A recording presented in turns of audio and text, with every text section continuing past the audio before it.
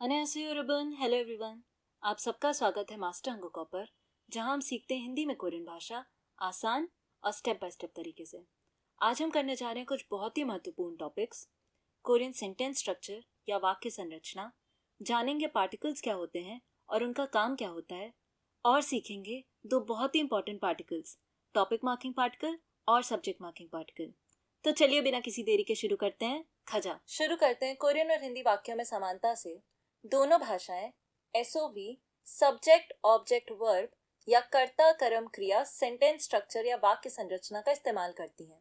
इसका मतलब क्या होगा कि दोनों ही भाषाओं में सबसे पहले आपका सब्जेक्ट आएगा या फिर कर्ता आएगा, फिर उसके बाद आपका ऑब्जेक्ट आएगा या फिर कर्म आएगा, और फिर उसके बाद आपका क्रिया आएगा या फिर वर्ब आएगा। उदाहरण से समझते हैं। हमारा वाक्य है मैं सेब खाती हूँ। इस वाक्य में मैं जो है वो आपका सब्जेक्ट है या फिर कर्ता है, सेब जो है वो आपका ऑब्जेक्ट है या फिर कर्म है, और खाती हूँ जो है वो आपका वर्ब है या फिर क्रिया है। तो आप देख सकते हो सबसे पहले आपका सब्जेक्ट आ रहा है, फिर आपका ऑब्जेक्ट आ रहा है और फिर आपका वर्ब आ रहा है। कर्ता, फिर कर्म और फिर क्रिया। ठीक है। उसी प्रकार से कोरियन भाषा में भी जब हम लोग सेम सेंटेंस को कोरियन में लिखेंगे तो वो हो जाएगा झॉनन सागवार मोगोयो। ठीक है। अब इस वाक्य में झ जो है वो आपका सब्जेक्ट है या फिर कर्ता है, सागवा जो है वो आपका ऑब्जेक्ट है या फिर कर्म है, और मोगोयो आपका वर्ब है या फिर क्रिया है। अब जानते हैं हमारे लिए क्यों ये एक बहुत अच्छी चीज है।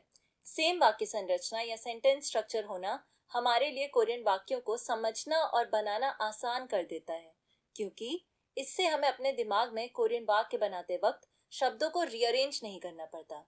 एग्जाम्पल के थ्रू समझते हैं। जैसे कि अगर हमें इस वाक्य को कोरियन में बनाना हो तो मैं भारत में रहती हूँ। ठीक है।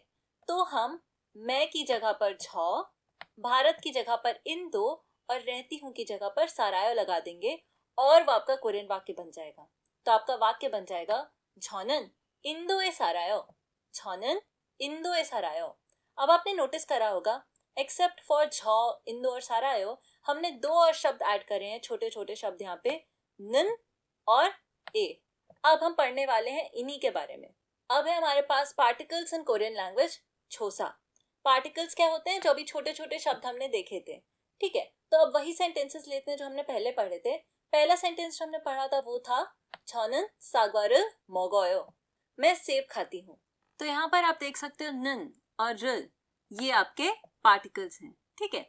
दूसरा सेंटेंस है हमारा छनन इंदो ए सारायो, मैं भारत में रहती हूँ। यहाँ पर भी नन और ए ये आपके पार्टिकल्स हैं। अब समझते हैं पार्टिकल्स होते क्या हैं।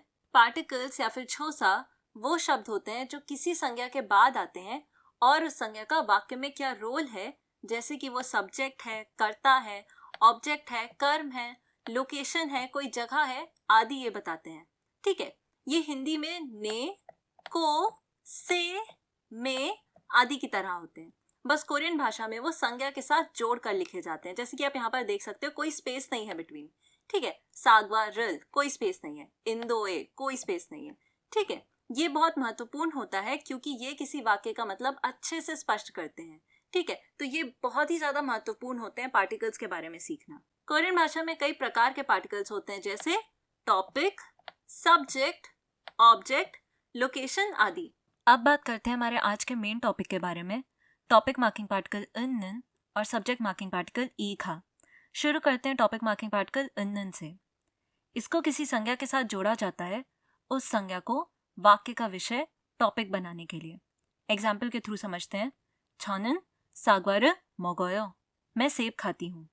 यहाँ पर आप देख सकते हैं झ में निन लगाया गया है क्योंकि वो हमारे वाक्य का विषय टॉपिक है। अब सब्जेक्ट मार्किंग पार्टिकल ई खा देखते हैं।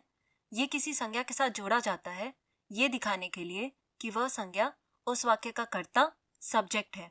एग्जाम्पल होगा छेगा सागवारल मोगोयो, मैं सेब खाती हूँ। अब आप देख सकते हैं कि पार्टिकल चेंज हो जाने पर भी हिंदी में उसका मतलब नहीं बदलता। क्यों? क्योंकि ये न्यूआंस का डिफरेंस है। बेसिकली जब हम सब्जेक्ट मार्किंग पार्टिकल का इस्तेमाल करते हैं, हम अपने वाक्य के सब्जेक्ट कर्ता पर ज्यादा फोकस करते हैं। इसको आगे हम और अच्छे से समझेंगे। अब अगर हमारा शब्द कॉन्सोनेंट व्यंजन से खत्म होगा, जैसे छिप, खर, तो हम उसमें इन जोड़ेंगे, तो वो छिप प्लस इन हो जाएगा झिबिन। याद रखिए, वो झिबिन होगा, छिपिन नहीं, जैसे हमने पहले करेक्ट कोरियन प्रोनाउंसिएशन सीरीज में सीखा था। अगर आपने वो वीडियोस नहीं देखी हैं तो आप उन्हें यहाँ पर क्लिक करके देख सकते हैं, सही तरीके से कोरियन शब्दों का उच्चारण सीखने के लिए। अब अगर हमारा शब्द वाल स्वर से खत्म होता है, जैसे झ, मैं, तो हम उसमें नन जोड़ेंगे, तो वो हो जाएगा झ प्लस नन, छौनन। उसी प्रकार से सब्जेक्ट मार्किंग पार्टिकल के लिए अगर हमारा शब्द कॉन्सोनेंट व्यंजन से खत्म होता है, जैसे छिप, खर, तो हम उसमें ई जोड़ेंगे और वो हो जाएगा झिबी। छिपी नहीं, झिबी।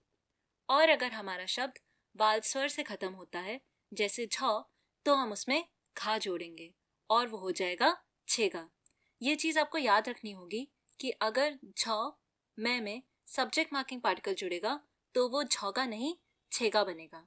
उसी प्रकार से ना, औपचारिक इनफॉर्मल तरीके से मैं में अगर सब्जेक्ट मार्किंग पार्टिकल जुड़ेगा तो वो नेगा बनेगा, नागा नहीं। और नौ, अनौपचारिक इनफॉर्मल तरीके से तुम में अगर सब्जेक्ट मार्किंग पार्टिकल जुड़ेगा तो वो नीगा बनेगा, नौगा नहीं। इस शब्द को हम नेगा नहीं, नीगा पढ़ते हैं। ठीक है, बस ये 3 एक्सेप्शंस आपको याद रखने होंगे। अब आगे बढ़ते हैं। टॉपिक मार्किंग पार्टिकल का इस्तेमाल हम अपना परिचय, इंट्रोडक्शन देने के लिए या अपने बारे में या किसी और के बारे में जनरल फैक्ट्स या इंफॉर्मेशन बताने के लिए करते हैं। एग्जाम्पल, परिचय इंट्रोडक्शन के लिए झॉनन ईरम इमनीदा। ईरम का मतलब नाम होता है, तो आप यहाँ पर अपना नाम लगाकर बोल सकते हैं, मैं डैश हूँ। जनरल फैक्ट्स या इंफॉर्मेशन के लिए एग्जाम्पल, खोखिरिनन खोयो, मतलब हाथी बड़े होते हैं या हाथी बड़ा है।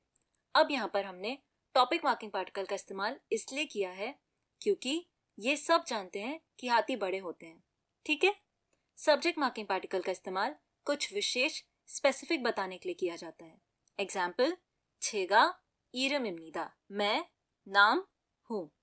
अब इस वाक्य में और झॉनन ईरम इमनीदा में क्या अंतर है? उसमें हम एक जनरल बात बता रहे थे, पर इसमें हम फोकस करना चाहते हैं झ, मैं पर। जैसे मान लीजिए कोई पूछता है, नुका अन्यम निका, आन्या कौन है? तो आन्या सब्जेक्ट मार्किंग पार्टिकल का इस्तेमाल करके कह सकती है छेगा अन्यम नीदा।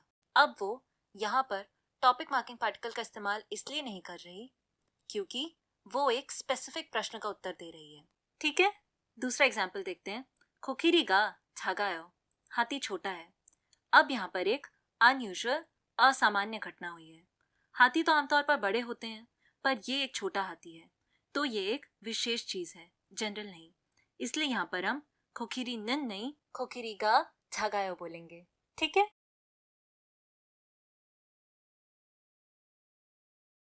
तो बेसिकली टॉपिक मार्किंग पार्टिकल वाक्य के विधेय, प्रेडिकेट पर फोकस करता है, वेयरएज सब्जेक्ट मार्किंग पार्टिकल वाक्य के कर्ता, सब्जेक्ट पर फोकस करता है। टॉपिक मार्किंग पार्टिकल हमारे वाक्य का कर्ता, सब्जेक्ट क्या कर रहा है उस पर ध्यान देता है, और सब्जेक्ट मार्किंग पार्टिकल हमारे वाक्य का कर्ता, सब्जेक्ट कौन है उस पर ध्यान देता है। एग्जाम्पल से समझते हैं। टॉपिक मार्किंग पार्टिकल, आइनन छागो सोयो, बच्चा सो रहा है। फोकस हमारा बच्चा क्या कर रहा है, सोना, उस पर है। सब्जेक्ट मार्किंग पार्टिकल आएगा छागो सोयो, बच्चा सो रहा है। फोकस हमारा कौन सो रहा है, बच्चा, उस पर है। अब हम केवल टॉपिक मार्किंग पार्टिकल इन का इस्तेमाल करते हैं जब हमें कॉन्ट्रास्ट, अंतर दिखाना हो। फॉर एग्जाम्पल, ए कहता है छौनन आइसक्रीम छोआ है, मुझे आइसक्रीम पसंद है। ए अपने आप को विषय बनाकर अपने बारे में एक जनरल चीज बता रहा है। उसी तरह से बी कहता है झोदो आइसक्रीम छोआ है, मुझे भी आइसक्रीम पसंद है। बी को भी आइसक्रीम पसंद है, तो वो निन की जगह भी के लिए कोरियन शब्द थो का इस्तेमाल कर रहा है। पर सी कहता है छौनन केक छोआ है, मुझे केक पसंद है। अब यहाँ पर सी निन का इस्तेमाल कर रहा है क्योंकि उसको अलग चीज पसंद है, तो वो निन लगाकर डिफ्रेंशिएट कर रहा है कि उसे केक पसंद है। ठीक है, तो इस प्रकार से हम टॉपिक मार्किंग पार्टिकल का इस्तेमाल कर सकते हैं कॉन्ट्रास्ट, अंतर दिखाने के लिए। अब इन दोनों पार्टिकल्स में कौन सा कब यूज होगा, ये अच्छे से समझने के लिए कुछ और एग्जाम्पल्स देख लेते हैं। पहला एग्जाम्पल है, कोई पूछता है मम्मी क्या कर रही हैं? अम्मा는 뭐 하고 있어요? तो हम इसका जवाब टॉपिक मार्किंग पार्टिकल यूज करके देंगे क्योंकि सवाल का फोकस क्या करने पर है। तो जवाब होगा अम्मा는 밥 먹고 있어요। मम्मी खाना खा रही हैं। फोकस हमारा 밥 먹고 있어요 खाना खाने पर है। फिर कोई पूछता है कौन खाना खा रहा है? 누가 밥 먹고 있어요?